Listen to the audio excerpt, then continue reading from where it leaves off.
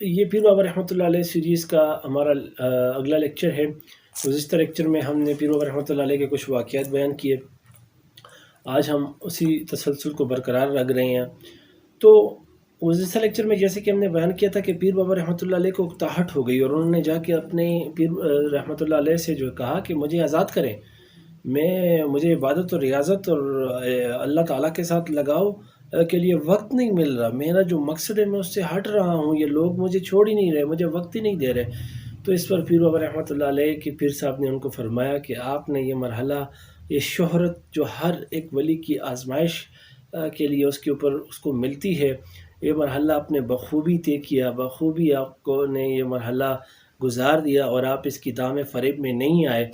تو اب آپ ایسا کریں کہ آپ کوہستان کی جانب جائیں، متوجہ ہوں، اس طرف نکلیں۔ تو پیر بابا رحمۃ اللہ علیہ نے یہ سوچا کہ وہ کیوں نہ کشمیر کی طرف جائیں۔ تو آپ نکلے وہاں سے پہاڑوں کی تلاش میں، کیونکہ پہاڑ نیچرلی پرسکون جگہ ہوتی ہے عبادت اور ریاضت کے لیے، اور وہاں پر عوام الناس کا رش بھی اتنا نہیں ہوتا، خال لوگ آپ کو ملتے ہیں، تو عبادت و ریاضت کے لیے اچھا موقع ہوتا ہے وہاں پہ۔ تو پیر بابا رحمۃ اللہ علیہ بھی اسی نیت کی کہ اپنے رب کے ساتھ عبادت و ریاضت و راز و نیاز کرتے رہیں گے، نکل پڑے کشمیر کی جانب۔ تو رستے میں گجرات کا ایک گاؤں داؤد پنڈ، یہ داؤد پنڈ گاؤں ذکر کیا ہے اس نے تذکرہ ابرار والاشرار میں۔ چونکہ یہ گجرات جاتے ہوئے ہے تو یہ پاکستانی گجرات بنتا ہے، کیونکہ گجرات بھی دو ہیں، ایک نیچے گجرات ہے اور ایک کشمیر کے پاس، یہ جہلم کے پاس گجرات ہے، تو یہ یہی والا گجرات بنتا ہے، کیونکہ اس کشمیر کے رستہ بھی ادھر سے جاتا ہے۔ اس میں ایک گاؤں ہے داؤد پنڈ۔ اب بعض ہمارے مصنفین نے اس کو غلطی سے پنڈ دادن خان لکھا ہے، مگر پنڈ دادن خان جو ہے یہ 100-200 سال پرانی اس کی تاریخ بنتی ہے، اس نام کی دادن خان جو ہے، جس کے نام پر پنڈ دادن خان رکھا گیا اس جگہ کا نام۔ تو یہ دادن خان کے مقبرے پہ میں خود گیا ہوں، اس کے مزار پر میں گیا ہوں، وہ کوئی اتنا پرانا نہیں ہے، وہ ہارڈلی 200 سال پرانا بنتا ہے، اگر زیادہ بھی اگر اس کو سٹرچ کریں۔ تو یہ بارڈر کے اس پار ایک گاؤں ہے پنڈ داؤد، تو یہ اس کا قصہ ہے غالباً، جو کہ کشمیر کے راستے پہ بھی پڑتا ہے جب آپ دلی سے آئیں۔ تو جب اس مقام سے آپ کا گزرنا ہونا تھا تو ایک بندہ تھا کیلاش نامی، تو کیلاش نامی بندہ کی نظر آپ پہ پڑ گئی، وہ گاؤں کے باہر کوئی دیکھ رہا تھا تو اس نے شور شرابہ شروع کر دیا۔ تذکرہ ابرار والاشرار میں بھی یہ واقعہ ہے، یہ ڈاکٹر عبدالحد شاہ صاحب نے بھی اس کو نقل کیا، اور جتنے بھی مصنفین نے حضرت پیر بابا رحمۃ اللہ علیہ کی سوانح حیات لکھی ہے، سب نے اس واقعے کو نقل کیا ہے کہ وہ جب آئے تو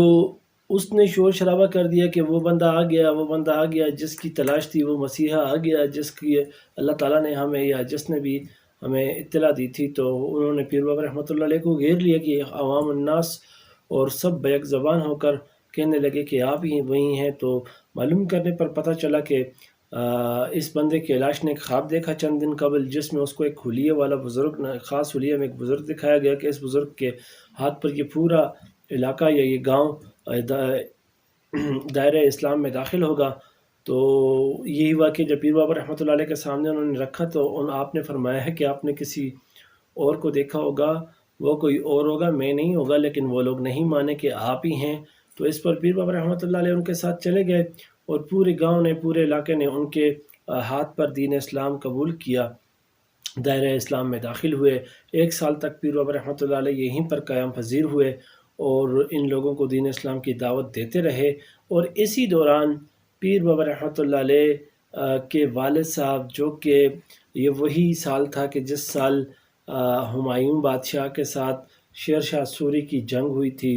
اور شیر شاہ سوری نے ہمایوں کو شکست دے دی تھی، اور ہمایوں بھاگ نکلا تھا راجپوتانہ کے راستے سندھ سے ہوتے ہوئے افغانستان، اور جہاں سے ان کے بھائیوں کی بے وفائی کے سبب ایران کو چلا گیا تھا۔ تو یہ وہی سال ہے۔ تو پیر بابا کے والد وہاں سے دلی سے نکلے ہیں اور وہ براستہ گجرات، پشاور، کندوز کے لیے روانہ ہوئے ہیں۔